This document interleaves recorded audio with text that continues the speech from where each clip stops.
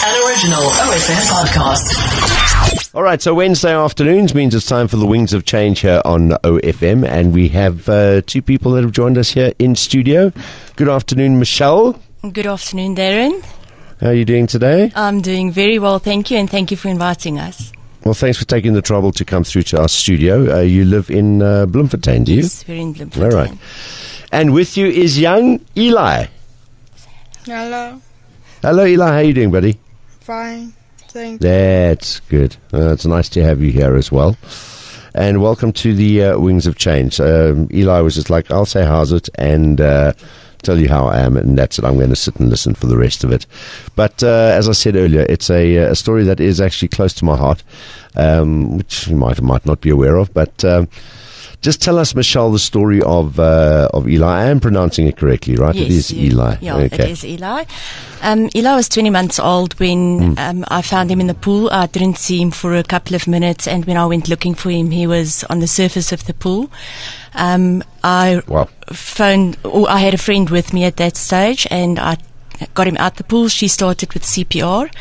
I went and phoned the ambulance, and in that time I ran with him to the street. He was unconscious and waiting for the ambulance, and a guy that we didn't know stopped with a bakkie and loaded us on the back of the bakkie and drove us to the hospital. And the doctor that came down was our pediatrician, quite incidentally, and Elih never regained consciousness, and he was put on life support and basically kept on it in a semi-coma so that his lungs could clear and the swelling in his brain could subside.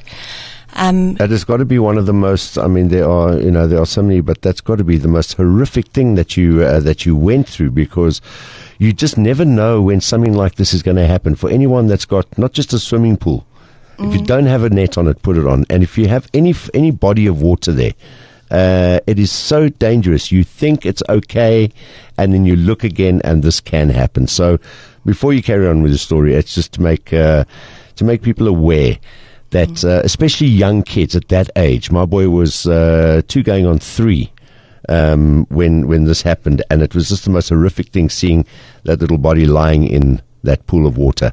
So please take care wherever you are. If there's any body of water, make sure it's either sealed or covered. Sorry, Michelle, carry on. So you were at the hospital. And yeah, okay. And Elih was then kept under sedation for 4 days. In that time, they did the brain tests and all that, and they were convinced that he would be all right when he woke up. I still had to bring him toys to the hospital so that we could keep him busy, because he had to stay for a little while longer. And when they took him off the sedation, he would giggle because his tummy would gurgle. And it was great signs. And he would say, Aina and Mama and thirsty. And the more he woke up, the less he said. And by the time that he had woken up completely, he was in total spasms. His little eyes were empty, and we feared for the absolute worst. They then did a brain scan, which showed no damage whatsoever. And by the time we left there after 10 days, the spasms were under control, but Elih couldn't even sit. He couldn't crawl. He couldn't hold his bottle. He had to learn each and every baby step from the beginning again. And it came through that there was really no brain damage. They did the brain scan again after 6 months, and he just had to, his brain was wiped. He had to learn everything from anew again. And the last thing that came back was his speech, and Elih still struggles with his speech. He speaks very unclearly, but there's absolutely nothing wrong with his normal riding a bike, swimming for a swimming team at this stage, anything like that. He's a total normal little boy. All right. So tell us about EduBlocks. All right. Elih went to a normal school until grade 5, and at that stage they felt that Elih was struggling at school too much and he needed too much attention. We then had him tested, and because there is not a facility in Bloemfontein for children with learning disabilities, he was put in a school for mentally disabled children, and he was there for 3 years. In that time, I prayed really hard for some other opportunity for him to get out of there, and this came in the sense of EduBlocks, which is a learning facility that helps children with learning disabilities, specifically with reading, with comprehension, and with maths. we enrolled Eli in there, and you basically have a year contract. So it's twice a week that they go and they do special exercises with him, and it had an immense effect with Eli. It was fantastic. So much so that we could actually enroll him in a homeschooling system with I Am Academy in Bloemfontein. And he started there in June, which was absolutely wonderful, and I've got my child back again. He is functioning like a real darn teenager. Here we go. All right.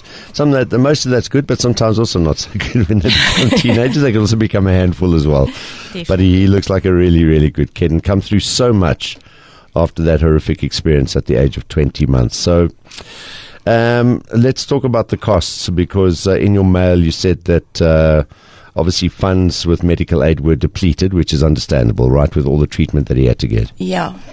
Darren, it's actually very sad, because the one thing that is actually helping him catch up, the cost is 993 Rand per month. And with him starting at a new school, not really a school, I may not call it a school, it's a center for learning. Institution, yeah.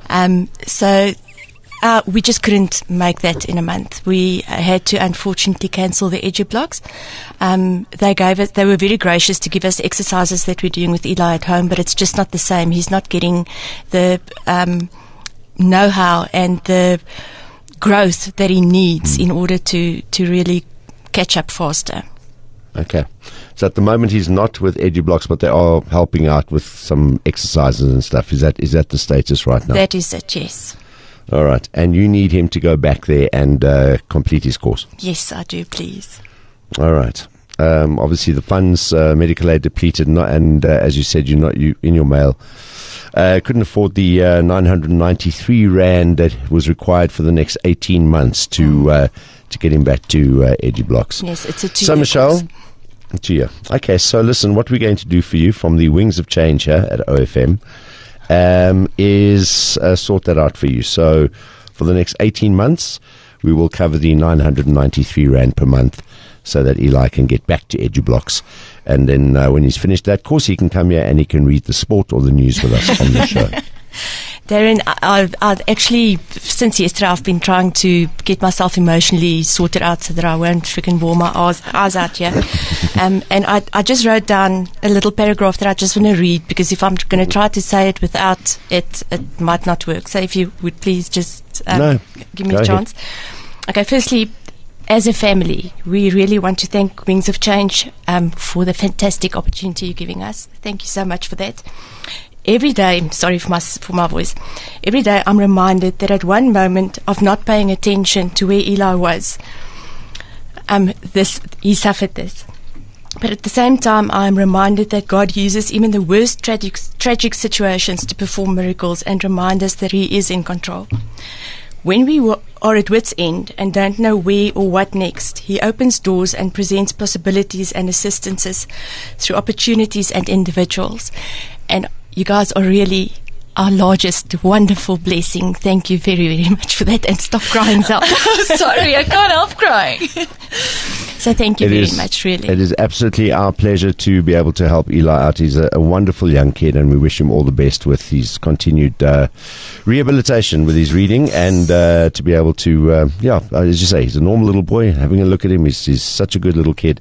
And let's sort the reading out. 17,874 Rand is what you need, and that is what we are going to pay to EduBlocks from the Wings of Change. Thank you so much for taking the time to bring Eli here and for you coming here, and thank you for letting us know via the Wings of Change email address. Thank you, Darren. Thank you, team. Thank you very much. If you have a situation, doesn't have to be like Michelle's story, it can be anything, where you are in a situation where you are just at your wit's end and don't know which way to turn financially, might be a medical problem and you need help. The only way we'll know about it is if you let us know. So send us an email. That email address is wings with a Z. Please remember the Z, wings with a Z at ofm.co.za. Every Wednesday. Just Plain Drive. Weekdays 4 to 7 p.m. Only on OFM. The sound of your life. An original OFM podcast.